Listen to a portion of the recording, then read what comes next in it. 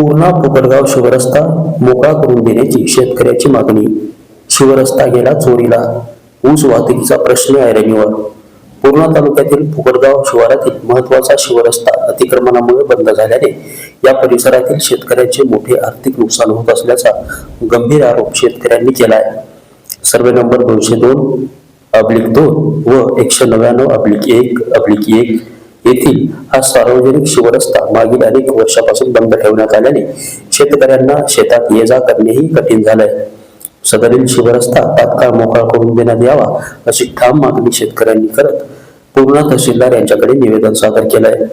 200/2 मध्ये आमच्या शिवरस्ता शिवच नाही असे सांगतात, पण हे 10 वर्षापासून असंच आम्हाला हे भानगडी चाललेले आहेत. आमच्या ऊसाची नुकसान भरपाई बी होईना झाली आणि ऊस ताबडतोब आमचा टायमाला जाईनं झालेला आहे आणि जाग्यावरच आमचा खराब होऊन ढोरं खाऊन चालले. नाही पण काय असणार तुमची आता काय भूमिका, आम्ही इथपर्यंत झगडून इथपर्यंत रस्ता आणला. आता हे बाकीचा 100 मीटरचा रस्ता आम्हाला रुकलेला आहे शिव नाही म्हणून. आमचा हे ऊस आहे पाठीमागचा जे दिसायला ते ऊस आहे आमचा. आता टोळी आलेली, अर्धा ऊस तोडलेला आहे. समोरचे शेतकरी आम्हाला जाऊ देण्यात. ते एक शेतकरी म्हणते, इकडं शेतकरी म्हणते माझ्या ऐकून नाही, इकडं शेतकरी बाजूवाला म्हणते माझ्या ऐकून हे नाही, रस्ता नाही. इथं 33 फुटाची पांधण आहे. आम्ही निवेदन दिलेले आहे, अजून त्याच्यावर काही कारवाई झालेली नाही आहे. आम्ही आता हे ऊस कसा काढायचा आहे उपोषण करणं लागेल. तुम्ही तक्रार दिली का? हां, तक्रार दिलेली आहे. 2022ला आम्ही दिलेले आहे, अर्ज दिलेला आहे साहेबाला. मग आता 3 वर्ष उलटले सुरू अजून कारवाई झालेली नाही. काही झालेलं नाही. अर्ध्यामध्ये 2 शेतकरी आम्हाला अडवायलेत. नाही प्रशासन आलं होतं का या ठिकाणी? हां, आलते अर्ध्यात झालं. त्या शेतकऱ्याचा ऊस होता, ते नंतर त्याच्या देखत म्हणजे बाबा मग नंतर आम्ही करू देतो. आणि आता त्यांचा ऊस गेला, ते म्हणाले आमच्या इकडे रस्ता नाही आहे. आता असे म्हणाले पलटी खालीत. पूर्णा गट नंबर 242 शिवारात माझी जमीन आहे, त्या ठिकाणी ऊस लावलेला आहे आणि आता मला रस्ता नाही. साहेब मी 5 वर्ष झालं बेजार आहे रस्त्यासाठी. आता टोळी आली, ऊस तोडून टाकलाय. समोरचा शेतकरी म्हणते इकडून हे नंबर धुरा आहे, नंबर धुऱ्याहून जायला रस्ताच नाही. इकडं म्हणतात हे इकडं म्हणतं इकडून आहे, इकडं म्हणतं इकडून आहे.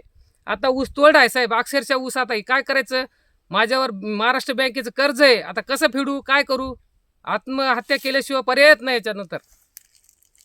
काही सणाला प्रशासनाला 22/1/2022ला आम्ही हे केलेलं आहे, अर्ज दाखल केलेले आहेत तिथं.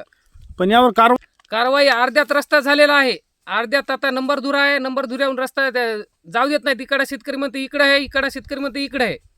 मग नेमका रस्ता कुठं आहे या ठिकाणी? मग हेच आता शासनाने बघून द्यावा आम्हाला रस्ता कुठं आहे काय. तर नाही तर मग टोळीचा आता ऊस वाळायला आमचा तोडलेला या ठिकाणी 2.5 एकर आहे.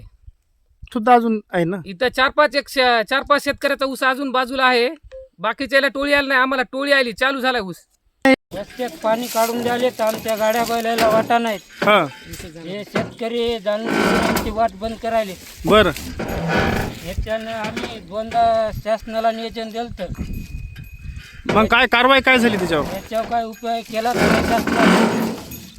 मग काय आता पुढची मागणी काय तुमची? शासनाने या आमची वाट मोकळी करून द्यावं. पूर्ण्याहून सुशील गायकवाड सह नितीन बनसोडे, एकमत डिजिटल, पूर्णा.